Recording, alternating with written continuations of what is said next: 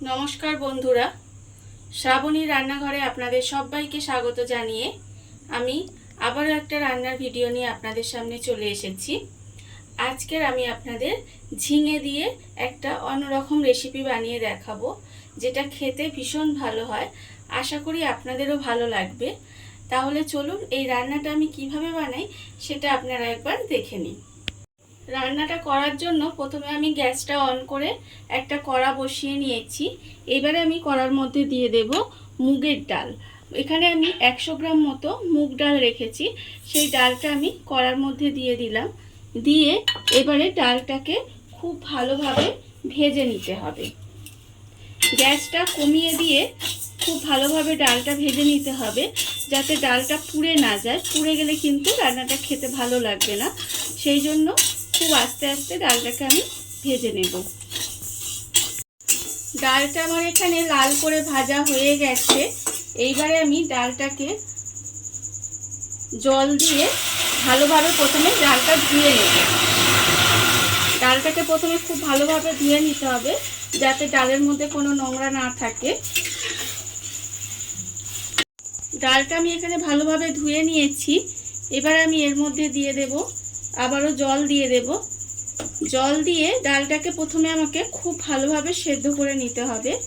এমনভাবে সেদ্ধ করতে হবে যাতে ডালটা ভালোভাবে সেদ্ধ হয়ে যায়, অথচ যেন গলে না যায়। এইভাবে কিন্তু ডালটাকে প্রথমে সেদ্ধ করে নিতে হবে। ডালটা আমার এখানে সেদ্ধ হয়ে গেছে, আমি আপনাদের দেখাচ্ছি। দেখুন, ডালটা কিন্তু খুব ভালোভাবে সেদ্ধ হয়ে গেছে, কিন্তু একেবারে গলে যায়নি, একটু আস্ত আস্ত আছে। এই অবস্থায় কিন্তু ডালটাকে আমায় ঢেলে নিতে হবে। ডালটা আমি এবার ঢেলে নেব। সেদ্ধ ডালটা আমি আলাদা করে সরিয়ে রেখে দিয়েছি। আর অন্যদিকে আবারও কিন্তু গ্যাসটা অন করে কড়া বসিয়ে দিয়েছি। এইবারে আমি কড়াইয়ে দেব সর্ষের তেল। এখানে রান্নাটা আমি সর্ষের তেলে করব, তাহলে কিন্তু এই রান্নাটা খেতে বেশি ভালো হবে। এখানে আমি প্রায় 2 চামচের মতো সর্ষের তেল দিয়ে দিলাম। এবারে তেলটাকে একটু আমি গরম হতে দেব। তেলটা আমার এখানে গরম হয়ে গেছে। এইবারে আমি এর মধ্যে প্রথমে দিয়ে দেব একটা তেজপাতা, আর আমি দেব এখানে একটা শুকনো লঙ্কা। দিয়ে একটু হালকা করে ভেজে নেব। এবারে আমি এর মধ্যে দিয়ে দেব অল্প একটু গোটা জিরে। এই সময় কিন্তু গ্যাসটা লোতে রাখতে হবে, নাহলে সমস্ত কিছু পুড়ে যেতে পারে। আর আমি এর মধ্যে দিয়ে দেব অল্প একটু হিং। হিংটা দিলে এটার স্বাদটা একটু ভালো হবে আর সেন্টটাও সুন্দর আসবে। এবারে হিংটা দিয়ে একটু নাড়াচাড়া করে নিয়েছি। এবার আমি এর মধ্যে দিয়ে দেব ঝিঙে। ঝিঙেগুলো আমি এখানে ছোট ছোট করে কেটে রেখেছি, সেই ঝিঙেটা আমি এর মধ্যে দিয়ে দিলাম। দিয়ে একটু নাড়াচাড়া করে ভেজে নেব। ঝিঙেটা আমি একটু ভেজে নিয়েছি। এবারে আমি এর মধ্যে দিয়ে দেব আন্দাজ মতো নুন। নুনটা দিয়ে এবারে আমি খুব ভালোভাবে একটু নাড়াচাড়া করে ঢাকা দিয়ে দেব, যাতে ঝিঙেটা নরম হয়ে যায় আর খুব ভালোভাবে সেদ্ধ হয়ে যায়। সেই জন্য আমি ঢাকা দিয়ে এইভাবে গ্যাসটা কমিয়ে কিছুক্ষণ রান্না হতে দেব। নুন দিয়ে ঢাকা দিয়ে কিছুক্ষণ আমি এইভাবে রান্না হতে দিয়েছিলাম। এর ফলে দেখুন ঝিঙেটা অনেকটাই নরম হয়ে গেছে আর অনেকটা জলও বেরিয়েছে। এইবারে আমি এর মধ্যে দিয়ে দেব গুঁড়ো মশলাগুলো। তার জন্য কিন্তু আমি এখানে দেব প্রথমে হলুদ গুঁড়ো। এখানে আমি 1/2 চামচ পরিমাণের হলুদ গুঁড়ো দিলাম।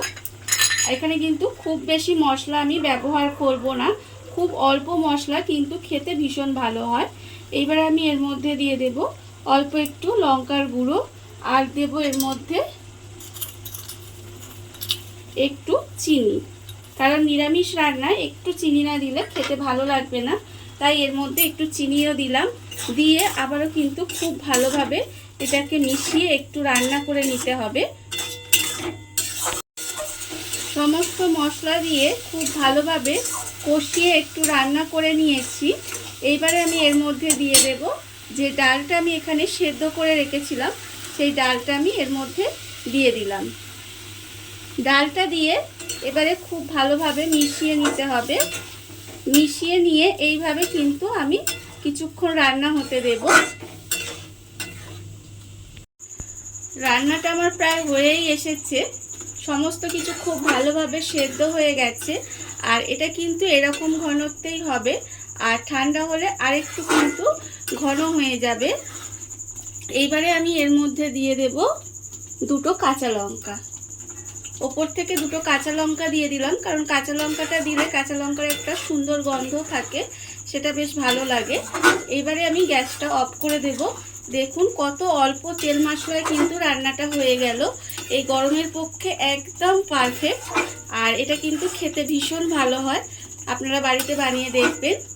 এবারে গ্যাসটা আমি অফ করে দেব। দেখুন বন্ধুরা, বাড়িতে থাকা কত অল্প উপকরণে কত অল্প সময় কত সুন্দর একটা ঝিঙের রেসিপি তৈরি হয়ে গেছে, আপনারা দেখতেই পেলেন। আর এই ভিডিওটা যদি আপনাদের ভালো লেগে থাকে তাহলে লাইক করবেন, কমেন্ট করবেন আর সাবস্ক্রাইব করবেন আমার চ্যানেলকে। আজ এই পর্যন্ত, নমস্কার।